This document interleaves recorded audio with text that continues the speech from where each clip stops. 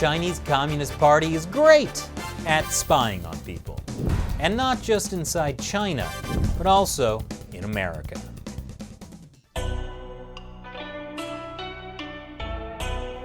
Welcome back to China Uncensored. I'm Chris Chappell.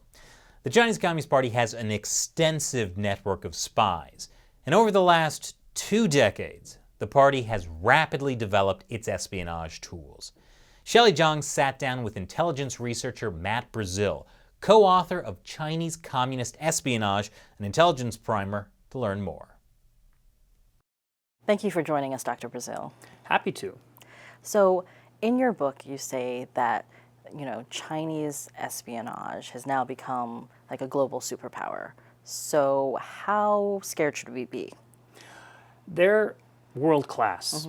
And the reason we like to call them world class is that they have recently become equal in ability and reach to any other world class power like the United States, Russia, France, and Britain. But from looking at the history of Chinese intelligence, it seems like it wasn't really, especially in terms of foreign intelligence, it wasn't really that way until the early 2000s. Is that right? They began to really get serious in the 1990s. And as we talk about in the book, it was in 1989 that state security decided that they wanted to revamp education, not only for their own officers, but for the general population. And so right after Tiananmen Square, they commissioned a book on Li Kenong, one of their early heroes, and who was also the head of their intelligence service in the 50s.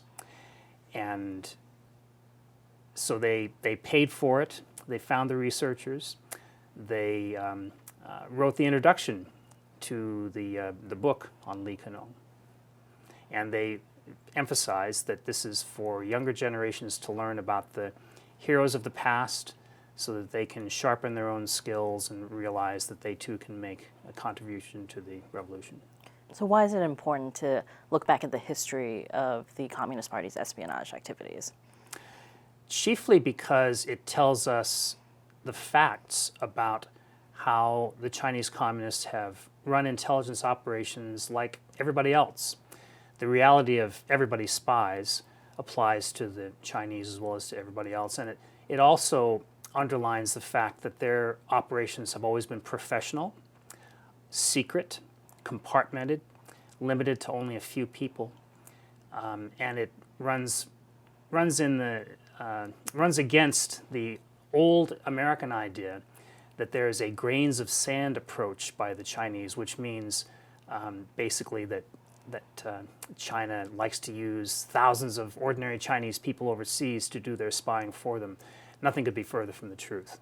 And that unfortunate characterization leads to the idea that every Chinese person is a potential spy, which is silly, but it's gained a lot of traction in the US and some other countries. And so we were very concerned about that idea because it leads to false assumptions, it leads to bad policy.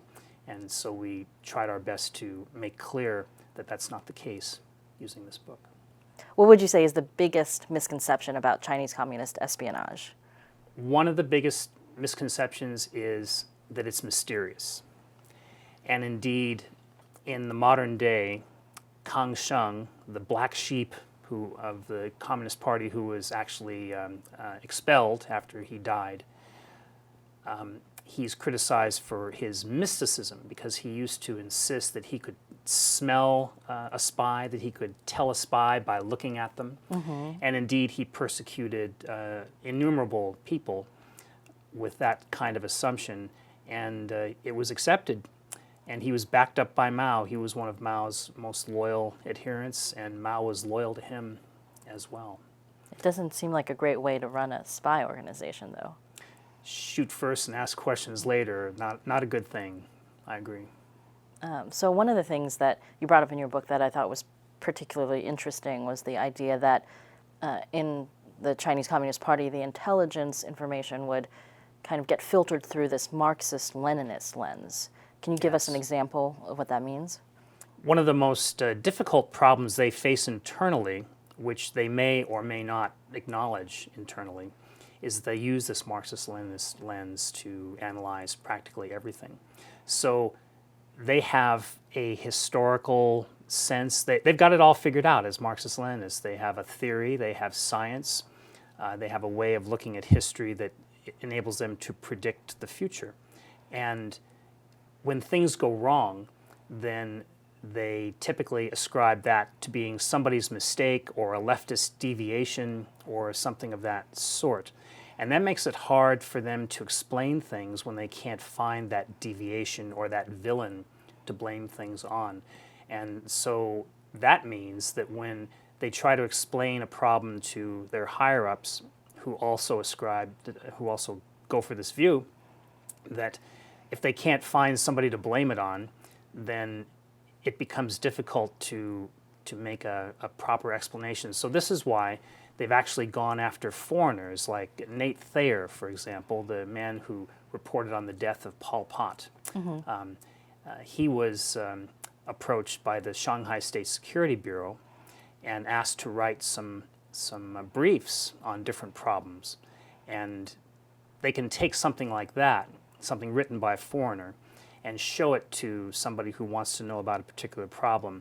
And if there's some piece of information in that analysis that's a little bit heretical, they don't get blamed for it. So it's like, well, that was what this foreigner said, so that's okay. But if it's from an internal source, then it has to kind of be politically correct. Yes, you may be familiar with 参考消息, which until the mid-90s was a classified publication.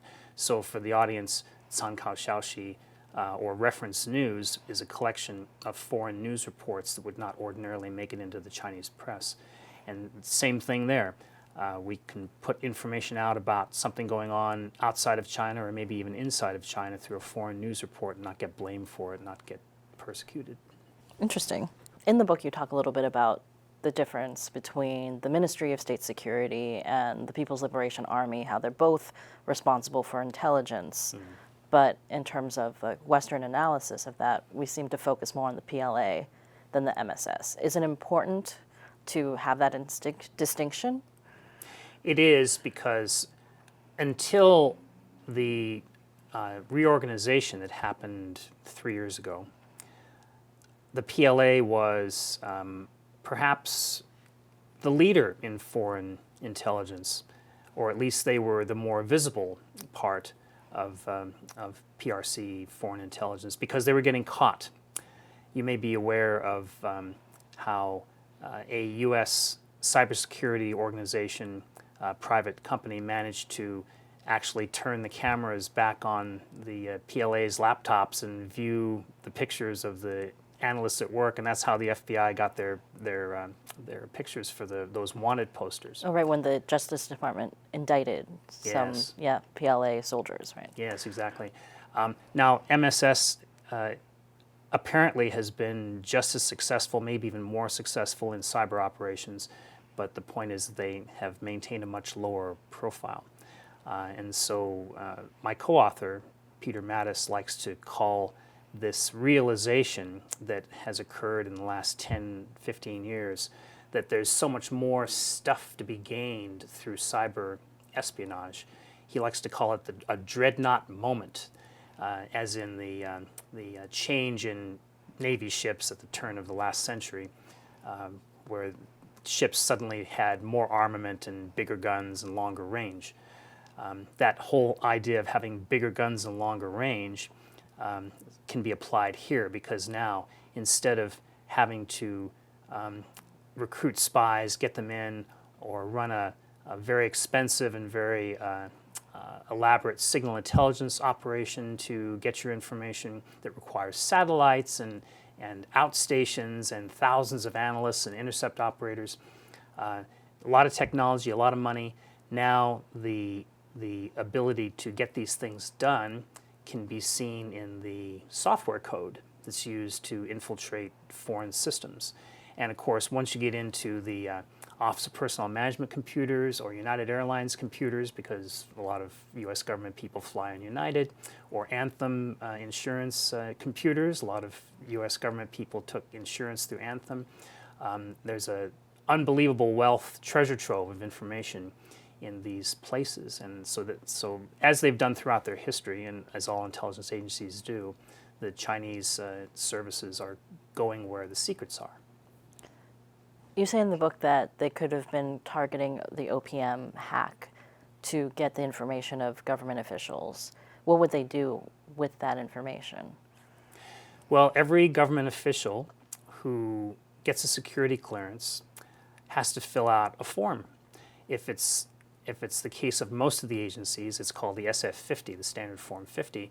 So you're putting down in that form not only your name, social security number, and date of birth, you're putting down all your friends, all the addresses you've lived in the past X number of years, whether or not you've had exposure to foreign nationals.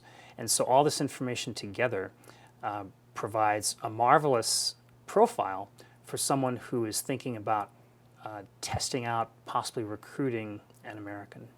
So they could actually be targeting officials to spy for the MSS or something like that.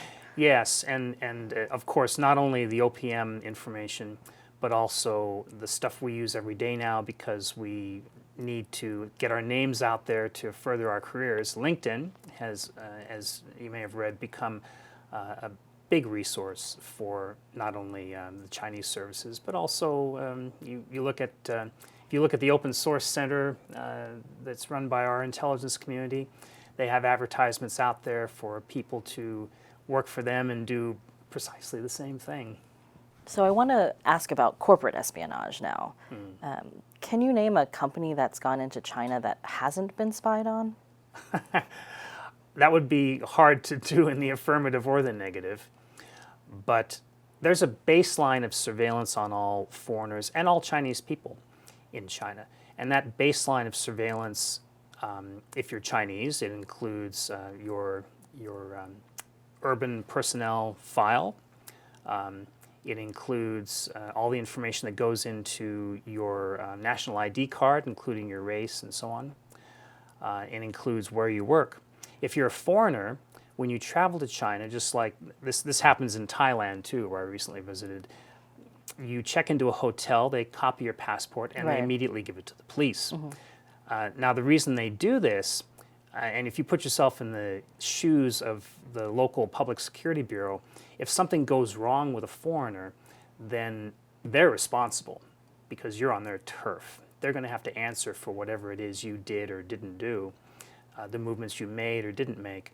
So that's why they have a strong incentive to know all about you at that basic level. But they don't really look at you unless they have reason to.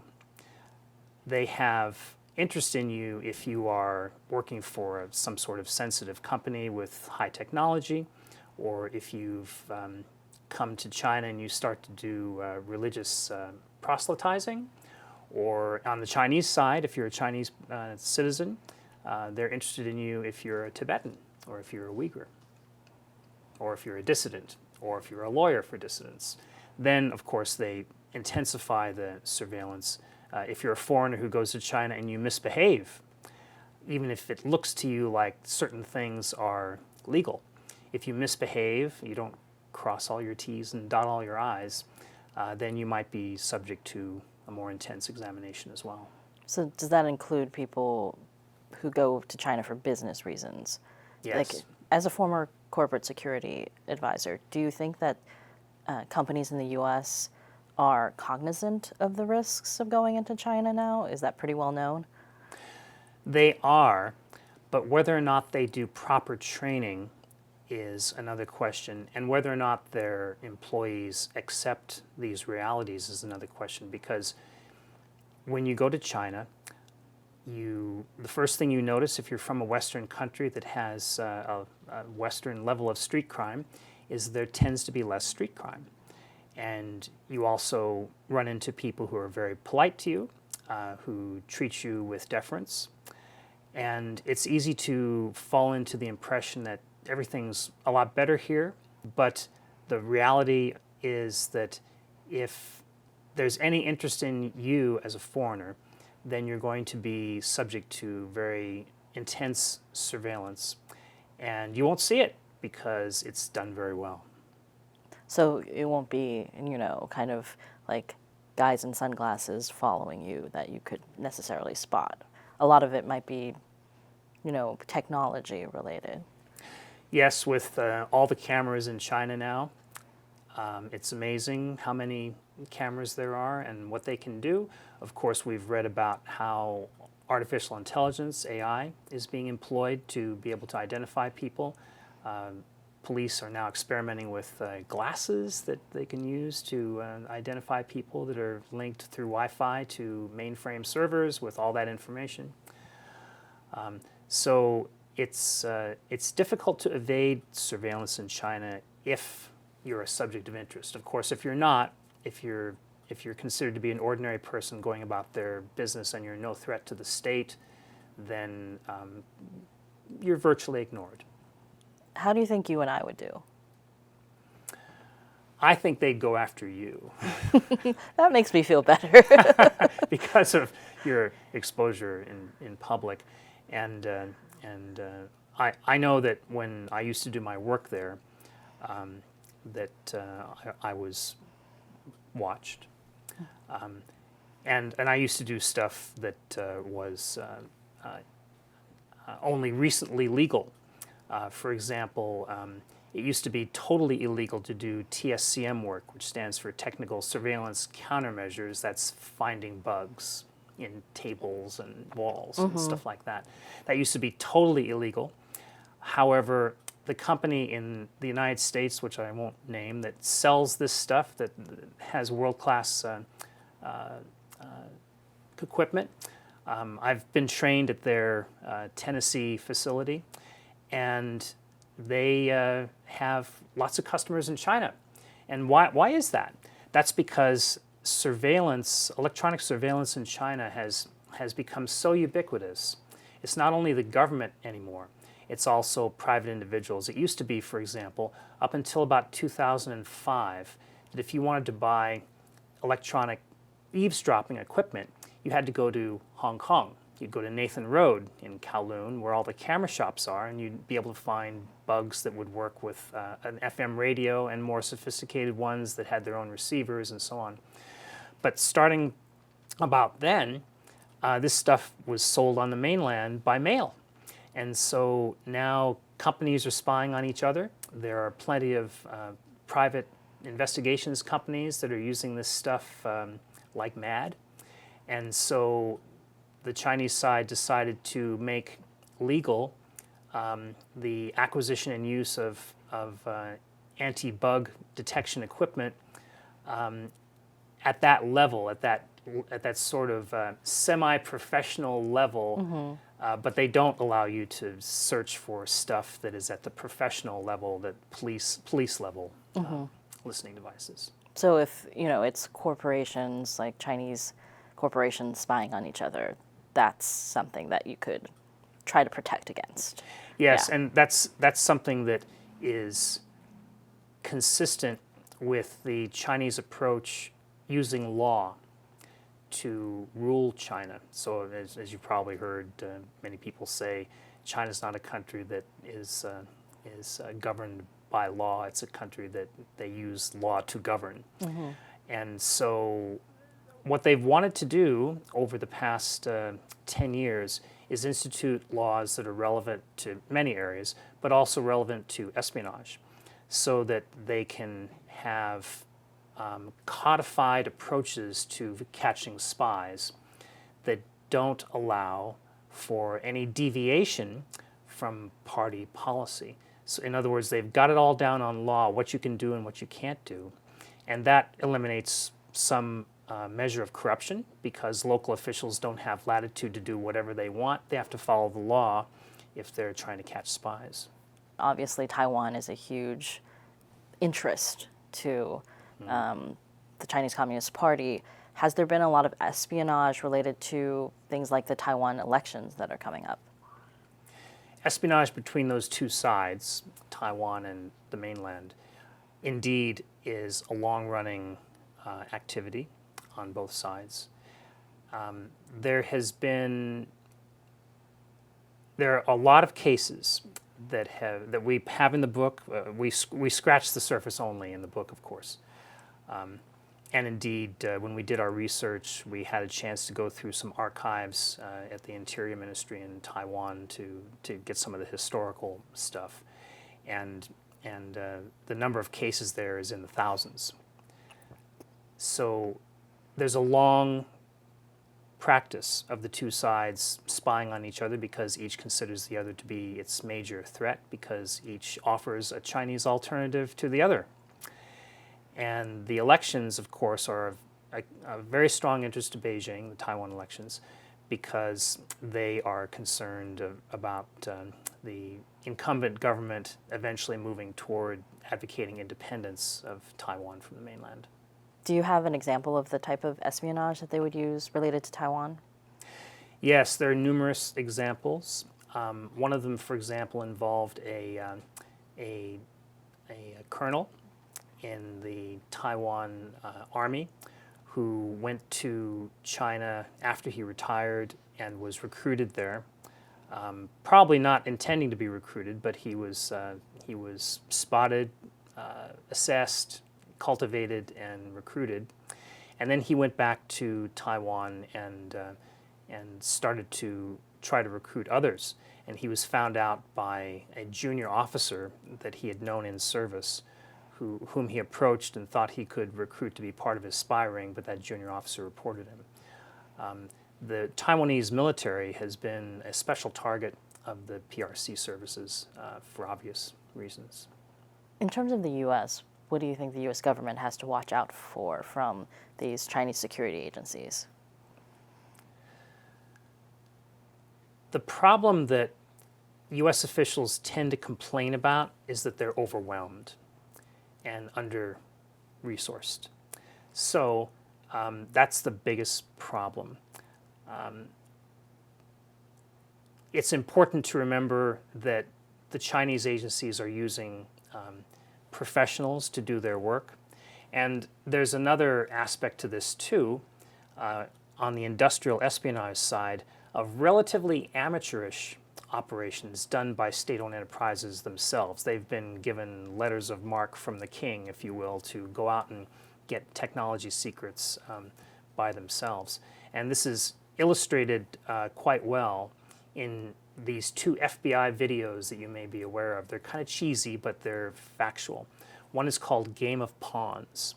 I did watch that one. Yes. Game of Pawns about the Glenn Duffy Shriver case, when this young man who was studying in China in a very controlled environment where there's a baseline of surveillance and then you can drill down if you're really interested in somebody. Well, the Shanghai State Security Bureau became very interested in him, and they recruited him to try to pass the Foreign Service exam and then to try to join CIA, and paid him a lot of money to do that. So that's Game of Pawns. The other video is called Company Man, and Company Man is about a state-owned enterprise trying to get secrets, industrial secrets regarding industrial glass from a company in New York. And you can see in this particular video that they went about it in a very slapdash and reckless way, and they got caught because of that. There seems to be a certain level of entrepreneurial espionage when it comes to the corporate espionage things. Thanks to Deng Xiaoping. Was there anything that surprised you as you were researching this book? I was surprised by the number of cases that we were able to uncover and talk about.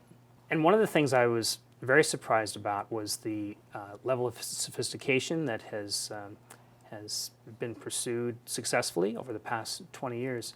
But I think it's important to remember that the whole Marxist Leninist thing, with them being super committed to Marxism and communism as a vision, the part of the Chinese government where the truest believers reside, there's no moral equivalence in my mind, but you might say the same thing about our own security services, and we like to make fun of it. The television series on Adult Swim called American Dad, for example, features a dad who works for the CIA. He has this misshapen square jaw that's ridiculously huge. He wears an American flag on his lapel. He's totally macho and full of testosterone, and he doesn't tell his family anything about his work. It's because everybody spies. Every society that has a sophisticated and large bureaucratic intelligence service, their citizens are human beings. They react to that stimuli in kind of a human way. Thank you so much for joining us, Dr. Brazil. Happy to.